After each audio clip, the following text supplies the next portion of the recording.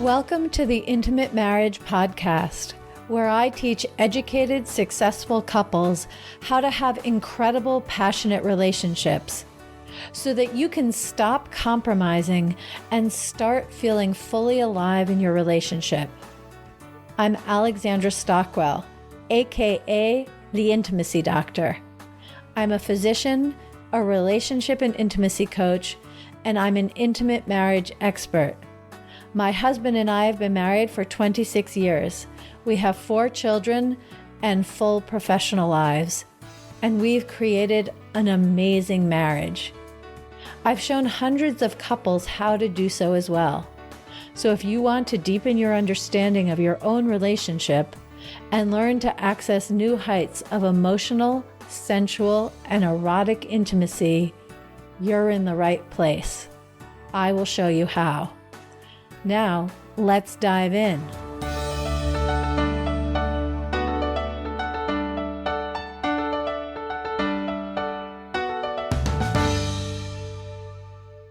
Compromise is sneaky. Do you know what I mean?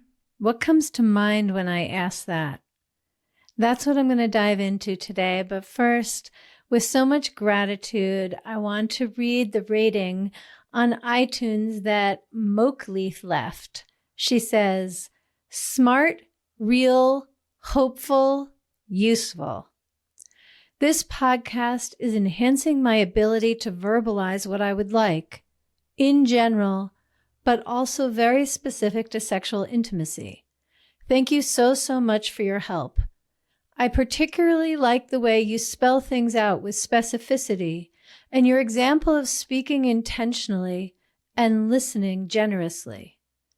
Your conversations are in-depth, real, honest, detailed, while dignified and intelligent and full of integrity. I love hearing from your guests who have overcome or are growing through complex, painful seasons.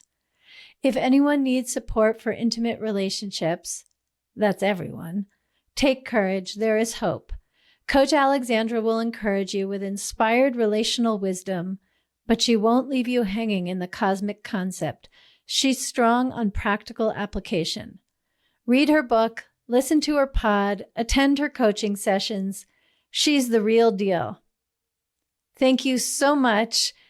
I'm grateful to read that review and hope it inspires those of you who have your own positive experience of the Intimate Marriage Podcast to leave a review as well. I'm really looking to have more reviews so that I can reach more people and more people can have great, expansive, evolutionary relationships where it's not just that you get along and tolerate the rest, compromising as you go, but you learn to embody uncompromising intimacy, self-expression, expansive connection, vulnerability, depth, and a kind of, I really in this moment feel the limitations of the English language.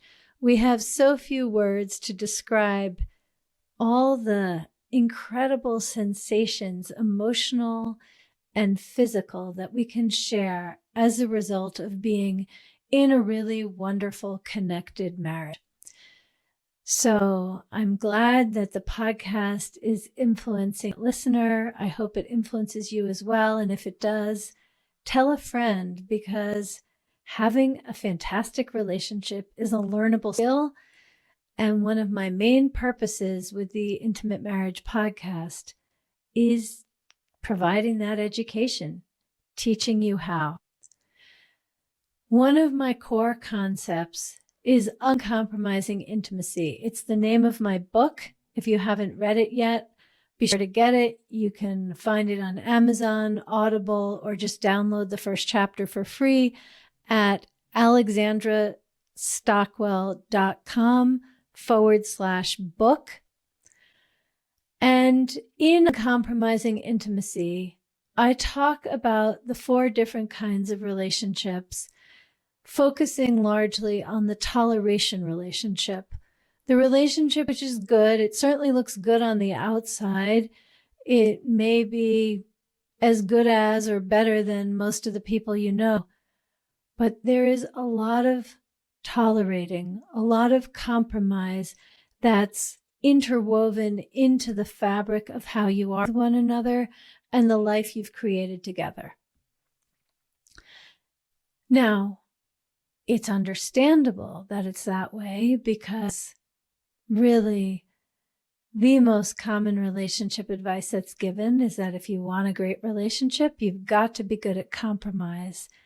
Compromise is the way to keep the peace and be happy. The fact is, it is the way to keep the peace, but it is not the way to be happy. It's not even really the way to keep really beautiful peace. It's just the way to avoid conflict. It's the way to neutralize situations and suppress and move on.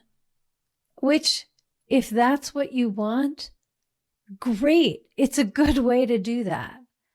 And for people who have been in really traumatic relationships, toxic relationships, relationships where it was emotionally and perhaps physically explosive, then avoiding the conflict may be what your dream is. It's what keeps you safe.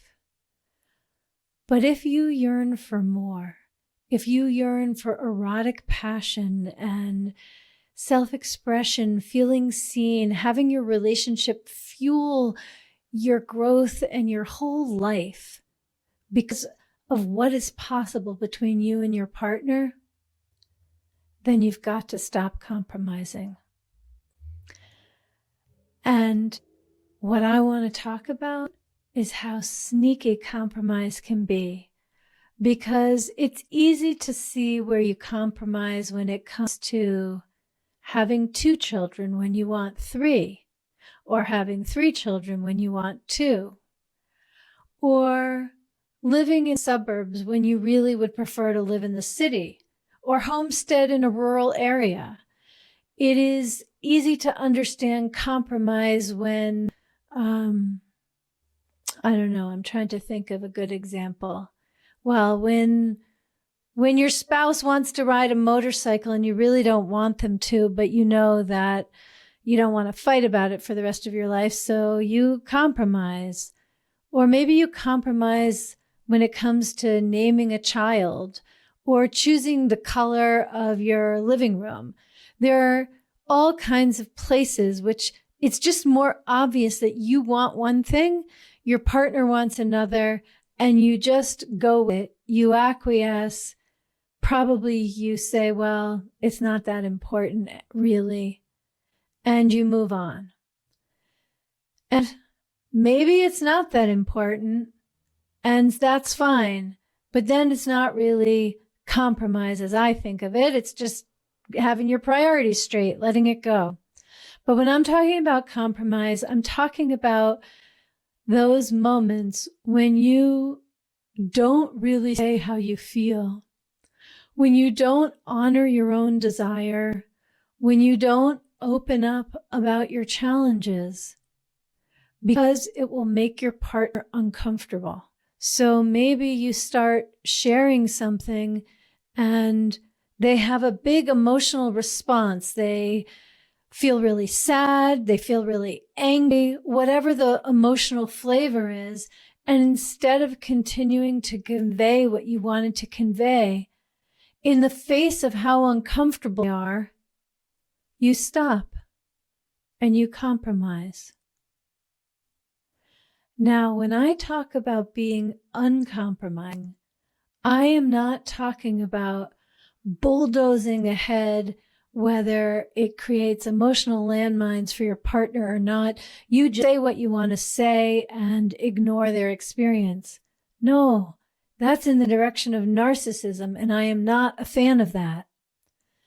But between narcissism and a kind of toxic self-centeredness and tolerating, compromising, dialing down, and no longer expressing what is in your heart. In between those two is uncompromising intimacy, is honoring what is real for you in a way that works for your partner. Does it mean your partner loves what you're saying the first time you say it? Not necessarily. But do you say it in such a way that the thing creates a win-win and serves the two of you to connect? Well, that's what I'm talking about doing today. That really is the key to a marriage that will expand with whatever your personal and marital circumstances are. So when I say that compromise is sneaky, what I really mean is that there are big moments when you may be aware of turning away from yourself in order to maintain the peace, or at least that's a choice and you go one way or you go the other way. But it's very sneaky when you don't even realize that there's a choice. When you just suppress, dial down, you're in the habit of essentially turning away from what's inside you so that your partner is more comfortable. And when this becomes a habit, just like any other habit, like learning to ride a bike or learning to drive, first, you have to pay attention consciously, but then you get to the point where you can have a meaningful conversation, listen to the radio, do all kinds of things. And unless there's something super critical, like a pickup truck suddenly stops in front of you or something like that, you just automatically drive while your attention is in other places. And it can even be that suddenly you're 20 miles further down the highway and your feet and hands just did what they did automatically because it didn't need any of your conscious attention. Well, the ways in which compromise can be sneaky, there are two I want to mention, but one is that it becomes habitual. And honestly, if compromise is your habit, if it has been sneaky in this way that I'm talking about, where it becomes as automatic as driving or riding a bike or scrambling eggs, I mean, you need to look at it you need to look where you're going in all of those situations. And I'm actually talking about the kind of habit where you don't even pay attention anymore. You can have your eyes closed because you're just compromising as a kind of compulsive conscious habit. Well, when that happens, you are disconnecting from yourself. And the way out of this is to pay more attention to your desires. It's not to ignore the impact on your partner. It's pay more attention to your desires. Because when you get in the habit of paying attention to what you want, then your compulsive compromising will no longer be unconscious. You'll notice it. So if, for example, you notice that you'd like to turn the light off at 9, but your partner wants to turn it off at 9:30, and you're just in the habit of doing that, letting it go off at 9:30, and you don't even notice it's a compromise anymore. It's just the way the two of you do things. But when you start paying more attention to what you desire, you will notice that actually you get to turn it off at 9. Just noticing where you compromise is the first step, is incredibly powerful. It can also be the most painful step because you can see at every turn where you compromise to make things more comfortable for everyone else in your life. But have compassion. Don't beat yourself up about it. Just notice it because that's only the first step. And the next step is to share what you want without blaming your partner for not having known it. You didn't even know it before. Without implying they should do differently now that they know. If your partner is honoring his or her own desires, that's great. The desired outcome here is not that they stop doing it. The desired outcome here is that you honor your own desires also, And when you both know, you can figure out how you want to do it. Maybe it turns out that when you say something, your partner actually has been wanting to go to bed earlier because they've decided to get up earlier in the morning. And so this is good motivation. They're happy to turn the light off at 9. I don't know why I use such an early hour, let's say 10. Or perhaps you decide, you know what? Let's meet in the middle at 9:15. Perhaps your partner or you buys you a really beautiful lavender scented eye pillow, and you just love wearing that whether the light is on or not. There are so many ways to come up with solutions that just are unavailable if you are unconsciously compromising. I often use the example of when your spouse and your kids love Italian food. And so for years, when you go out, you get Italian food, but maybe you're not craving Thai food, but you used to love Thai food. And if you were choosing for yourself, you might think of it. You don't even think of it because you are focused on what's going to work for everybody else and keep the peace and move forward and have everybody as comfortable as possible. It is so profound when you realize, actually, you want Thai food or Korean or French for that matter, or Greek. You can still go for Italian, but be aware that you want something else, and ideally share that with your spouse in a way that has no blame, no shame, no attack, no apology. It's just a reality of your experience, just as their reality is wanting Italian food. And then the two of you can decide, how do you want to navigate this so you both can be nourished in wonderful ways? And maybe you still go to Italian, but your partner is grateful and you feel seen for the choice you've made. And then it's not a compromise, it's a choice, which is a much more empowered position. So the reason I wanted to do a podcast on this topic is that I have yet to meet somebody who has a good relationship where there is not a lot of volatile conflict and there's zero compromise. But my goal is not perfection. It is not to completely eradicate compromise from your life. It is to progress from a culture of compromise to becoming aware of when you compromise as the natural consequence of deepening and enjoying your relationship with your desire, becoming more aware of what you want, not what you're supposed to do, not what your responsibilities are, not what your job description is, not doing it the way you've always done it, but allowing yourself the internal spaciousness, the loving compassion to get to know the desires that are alive in you, even if you don't have words for them yet, to just let them simmer until they're ready to crystallize and take shape. And then once you know them, you can make choices. It's like informed consent. You can know what your desire is, you can choose whether or not to share it, and you can choose how you actually behave in a particular circumstance. And your partner has the same information and also has enough respect from you to make a choice.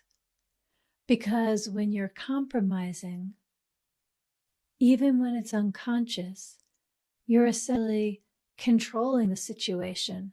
And it's also a hierarchical attitude because you have information and your partner doesn't. It has like the residue of a parent-child relationship where you're making all of these adjustments so that your partner is comfortable.